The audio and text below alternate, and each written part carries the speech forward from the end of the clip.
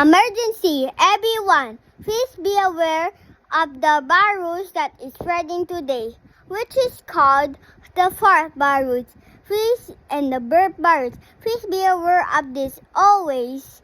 But if you're not aware of this, you might be infected by it too, which is the burping virus. The burping virus is caused by you burping too much or burping too big.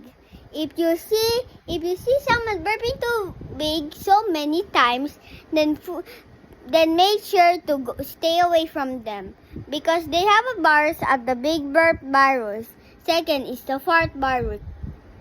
Please be aware of that fart virus because you will fart too much. And if you see someone doing that, please don't go to their gas because you'll be infected too. Or would you stay with them? No, you're gonna also get the virus too. Please make sure of that and please be aware of that virus. If you and don't be scared. Try to find some gear that help you, like a gas mask for the fart virus, or for the burp virus, do a face mask for the burp virus, or you can do both of them so that you could be safe.